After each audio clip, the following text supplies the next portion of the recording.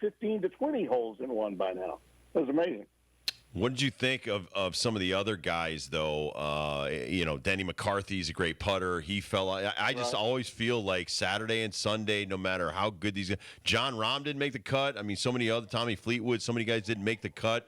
It's just so important to have 4 consistent days in a row, and it's just not easy. Yeah. Even like you said, the technology, the talent. I'm very happy for Keegan Bradley, but I picked John Rahm when the tournament started. He didn't even make Saturday. Yeah, well, I think a lot of those guys, particularly the ones that pour so much into the U.S. Open, they're gassed mentally by the time they get to the next event. I remember a few years ago, I played in the St. Jude Pro-Am for a number of years in succession, and before that became a World Golf Association event. They now have that event in August, like August 9th, 10th, something like that.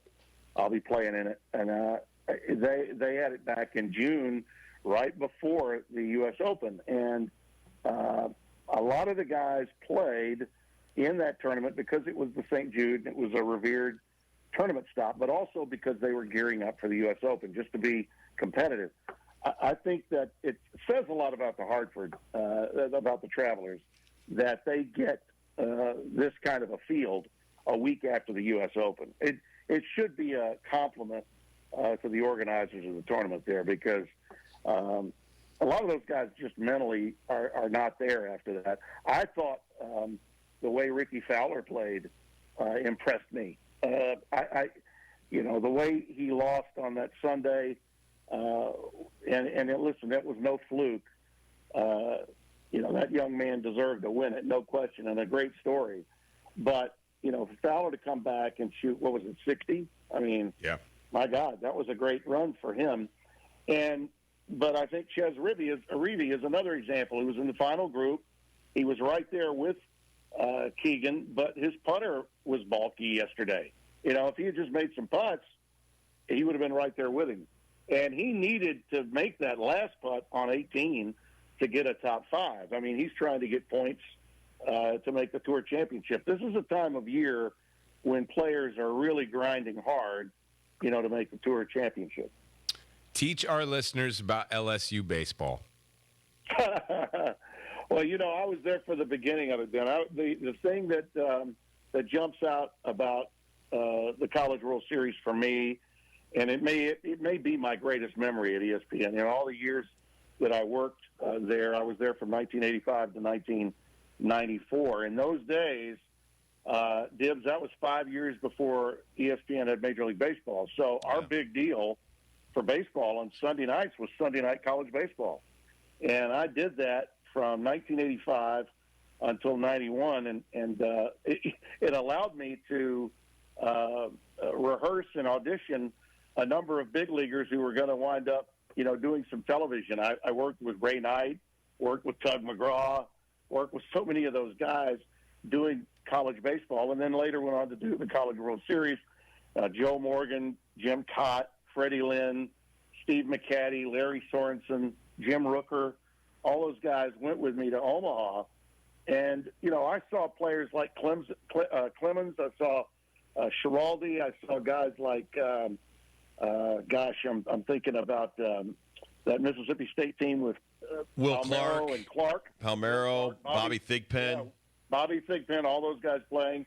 Robin Ventura played in the late 80s, early 90s. Incaviglia, I was supposed to be on that team. Yeah, Incaviglia was just, that Gary Ward. Ward. He was a monster in college. They were monsters. They played guerrilla ball back in those days. I mean, people were talking about the 24 runs yesterday and saying, oh, my God. I was like, hell, at Rosenblatt, they rivaled 20 runs probably three-fourths of the time in those days. The pitching was not as good as it is today. Now, you can see so many great big leaguers that are really coming through college. And in your day, Dibs, they didn't. They would sign right out of high school. And a lot of guys, they were at odds, really. College baseball coaches were at odds with Major League Baseball general managers. They felt that pitchers would get their arms thrown out if they went to college. In some cases, they did. That's not happening anymore. A guy like Skeens, Paul Skeens, who may pitch tonight, I think he could probably pitch 3 or 4 innings if LSU needs him to. He's likely to be the first player taken. This guy's ready for the mound in the big leagues right now. I mean, right this very moment. Absolutely. And the kid Dylan Cruz, who won the Golden Spikes Award, is also going to have a short stint. I mean, a very short stint at the collegiate level. But Florida's got theirs too. Cal Cano, who's going to pitch tonight, the left-hander, had hit a couple of bombs yesterday. He's a two-way player. He's going to be on the hill for Florida tonight. I mean, the level of talent at this year's College World Series in Omaha is off the charts good. And the games up until yesterday's demolition by Florida of LSU, all the games have been close. I mean, a ton of one-run games. I think we'll get that again tonight. I do. These two teams are just too good. A lopsided game, I think we were due for that to some extent. And once LSU got down 7-3, and that grand slam was hit to make it 7-3, I think Jay Johnson, their coach / manager, decided, you know what, I'm going to save my good arms for tomorrow, as opposed to wearing them out here this afternoon. I think that's what he did, and I fully expect, like I said, Skeens to pitch. I don't know that he'll start, but I do think he'll pitch, the last 3-4 innings for LSU if he's looking to close out a narrow victory for them. Talking to Tim Brando from Fox Sports, and you hit the nail on the head, too. I mean, even going back 20 years, if you're in these College World Series, it's the equivalent of Double-A baseball. So these guys don't need that much more seasoning. Some of these guys are like 22, 23 years old. That's when I got to the big leagues. So I don't have a problem with that at all. And now you're playing in meaningful games in front of sold-out crowds. I mean, I played in Triple-A. I'm dating myself, against the Omaha Royals at Rosenblatt, and there's like 2,000 people.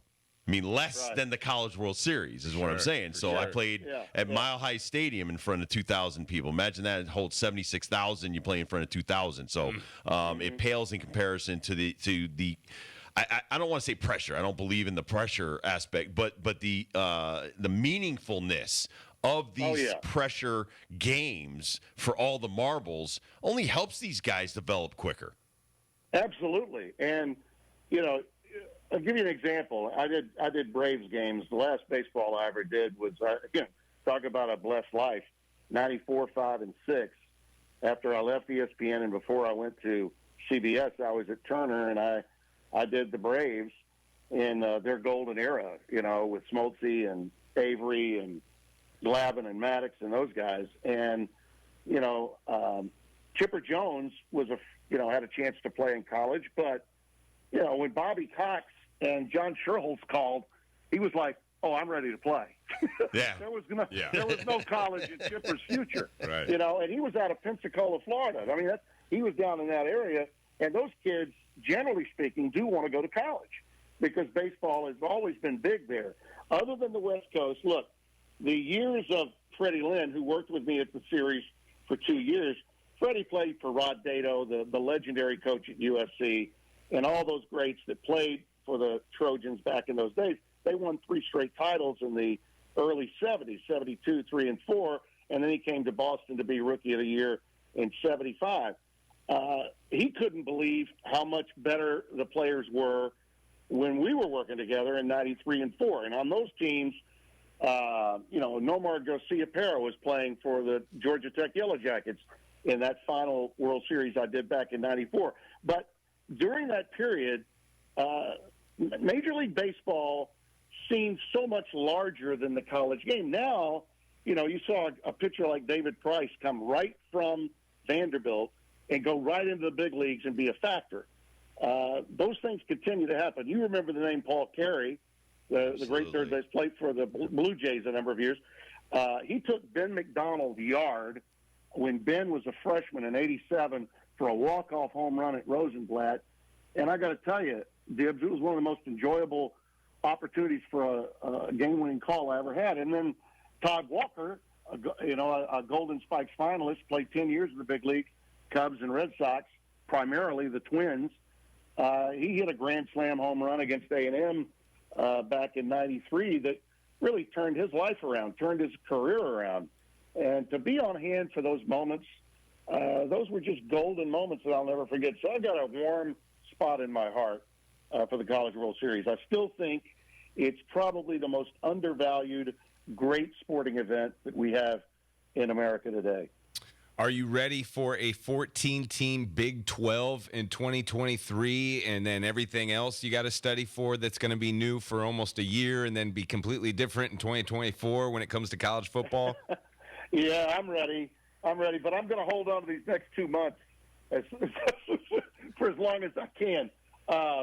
I'm curious because you guys are up there. The commissioner of the Big 12, I think that, and I really mean this, fellas, Brett Yormark, their commissioner, is a guy to keep your eyes on between now and the 4th of July about potential realignment even beyond the 14 that we're talking about. I'm sure you guys have noticed or seen some published reports about them going after Gonzaga as a basketball-only member. Right. Have you seen that? Yeah.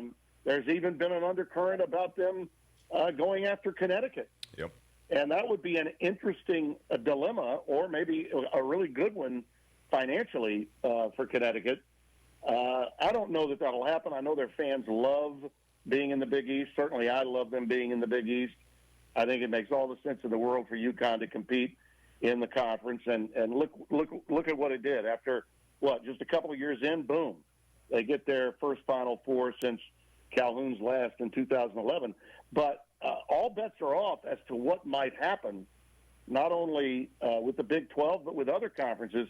I think the more immediate thing to watch for is the potential of Colorado, Deion Sanders, bolting from the Pac-12 and going to the Big 12, okay, and bringing with him Utah, okay, to the southern side or the western side of the league, bringing Utah and the Arizona schools, Arizona and Arizona State, to the Big 12. If that happens, fellas, look out, because the Big 10 might have a decision to make with Oregon and Washington at that point. Everything depends on what the Pac-12 can get in television. And right now, the Pac-12 has nothing in television. And these presidents get really antsy about their financial futures when they go into a fall football season not knowing where the television money's coming from in the following season. And that's what Kliavkoff and the Pac-12 is facing right now. So if you're looking for movement, it's going to be out west, sort of like the weather pattern, okay? It starts on the West Coast, Yep. It blows through the Midwest and over to the East. I think that's where you need to watch things between now and the 4th of July. Remember, it was 4th of July weekend when the USC-UCLA thing came down with the Big Ten last year. Mr. Brando, always a pleasure to have you on. Please be safe down there. I know there's Hurricane Cindy is whipping up down there as well, so please be safe and Keep your all head the on a bad swivel. all the bad weather, man. Well, you know what my critics would say? Brando's just going to walk out in the back of Chateau Brando and start talking. I'll blow that damn thing in another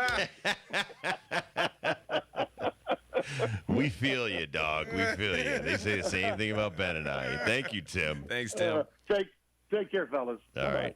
The wonderful Tim Brando, everybody from Fox Sports, been doing this over 40 years. He is one of the best and best humans out there as well. We'll take a quick break, come back, do First Dibs question of the day.